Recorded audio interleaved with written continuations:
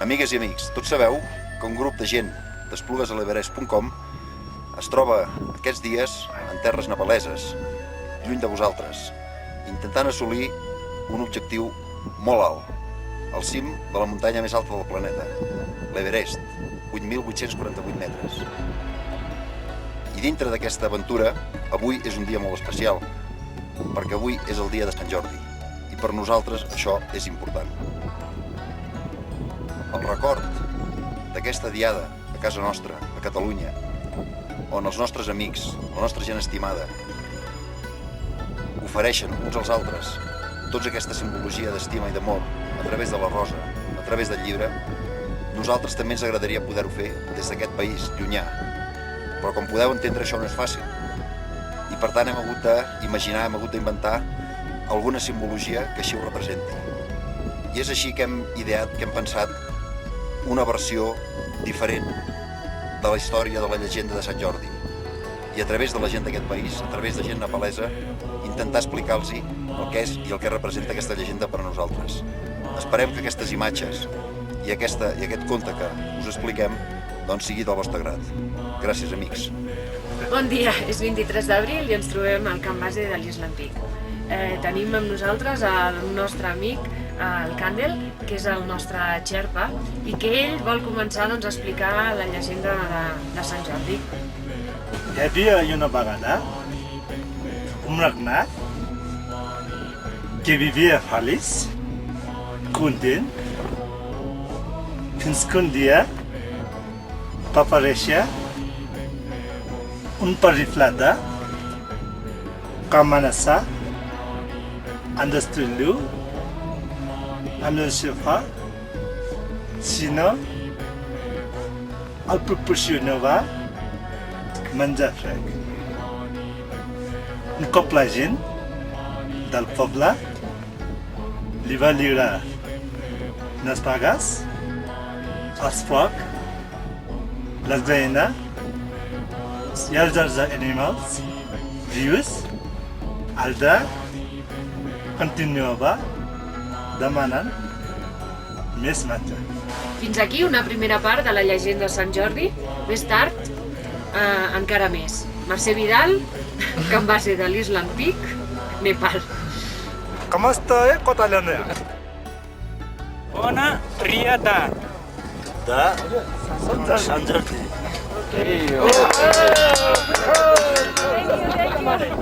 Bones riada de Sant Jordi. Vale? Vale. És 23 d'abril, dia de Sant Jordi. Em trobo a Sollambonat i amb l'ajuda de Sagar Lama continuarem explicant la història de Sant Jordi. El rei va convocar tot el poble per tal de buscar una solució. Després de molt discutir, vàrem discutir. Aquest dia es lliuraria el dret a una persona sota incloent tota la família real. Té una parcialitat bilateral de fer que l'escuita els presidents Vila del rei i que és amb gran plaer d'acceptar que la seva estimada vida fos lliurada al dret per salvar els seus ciutadans. Amb Sagar Lama, Oriol Franco, Sollambonat, Nepal. 2 i 3. Bon Sant Jordi des de l'Island Peak! Bon Sant Jordi a Esplugues! Bueno, hola, bon dia, som 23 d'abril Ens trobem aquí al temple de Sollambonat i tenim aquí el meu amic Kunsanglama, que ens passarà a explicar la tercera part de la llegenda de Sant Jordi. Ok, Kunsam? Lama? Ok. Ho Esi Kelam Dama Damapunti Dosudal Dolri Akumbanyaran Ala Precision Chains Entrar Dalakova Dalakrak La Precision Bulan Rabu Yam Rimas Al-Us Pro Aksurtan Alsem Asti Komina Kor Alintadir Dala Gluta Entra tot Això potser havia arribat al poble un noble i valent cavall Taman Jordi que en Vanessa la Tarantusa la Precision i del teu pare el rei s'oferí a lluitar per la vida de la seva princesa i llegarà al poble a la perible que estava sotmès. Bueno, això és tot. El Kunsanglama ja us ha explicat la part que li tocava a ell de la llegenda de Sant Jordi. Ens despedim. Kunsanglama, bon Sant Jordi. Kunsanglama. I Albert, des de Sollambonat, Katmandú. Molts llibres, moltes roses. Ok. Bon Sant Jordi, Sprint. Bé, bon dia, estem a 23 d'abril, estem a Passo Patinac i estem amb la Didi, que avui ens seguirà explicant la llegenda d'en Sant Jordi. Vale? Vinga, a veure, esperem que us agradi. Arda amb la seva llança, puresa, Kita Dumas Dos Hawaii Plan Empregue El Camí cap a la Nova Aquest viatge estava a punt de prosperar.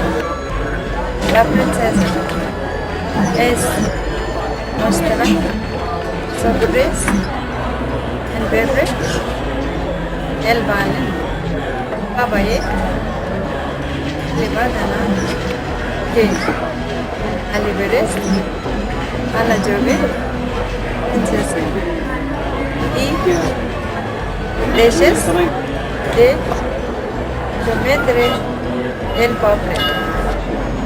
El gat s'hi nega, los donava. I fou així quan empegué una camiseta i pelatge lluita que acabà con la vegada va traçar el gat amb la seva llança. Bé, aquí des de la tibetana tea shop de la nostra amiga Didi ens despedim. Xavier Àries, Passo Patinac, Nepal. Bon dia, és 23 d'abril i ens trobem aquí en una botiga de Katmandú. Està ple d'artesania nepalesa i nosaltres el que volem fer ara és acabar aquesta llegenda de Sant Jordi, que ens queda l'última part. Estem aquí amb el nostre amic Vairasa, que ens explicarà aquesta última part de la llegenda de Sant Jordi. Un cop pot entrar el cavaller agafa César i la puja de cavall, arrossegant el seu atac anaven al castell, on van ser rebuts per bé i tots se s'acaba. El cavaller Jordi llorava. La princesa Nora quedà amb el treball a César al terç. Començà a néixer un procés que ràpidament va donar les més primèries i úniques coses que mai s'havien vist. El cavaller ja proclamat Sant Jordi agafa una aquesta coses dividida la princesa. Des d'aquell dia catalans celebrem les nostres diada de Sant Jordi. Namaste. Bé, des d'aquí la llegenda de Sant Jordi. És possible que en aquest país tan magnífic algo de Sant Jordi pugui haver quedat gravat en tots els personatges que hem estat fent aquesta llegenda de Sant Jordi.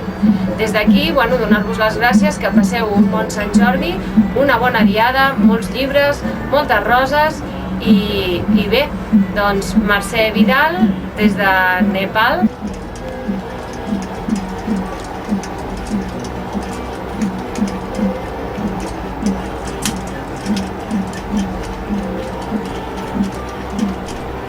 Amb aquest molinet d'oració que conté les paraules de Buda, com a símbol de la lectura, te l'entrego a tu. Gràcies. Bon Sant Jordi. Bon Sant Jordi. Muy grande. Gràcies, no? Gràcies. Moltes gràcies. Moltes gràcies. No m'hi caso, Jordi. Canta Jordi. Jordi. Perdé. Què, xuplava? It's a movie. Com el dia de Sant Jordi, jo t'entrego una rosa. Es fullineo. Sí? Qui guanyava? Està. Dile gran. Gràcies. Bon Sant Jordi.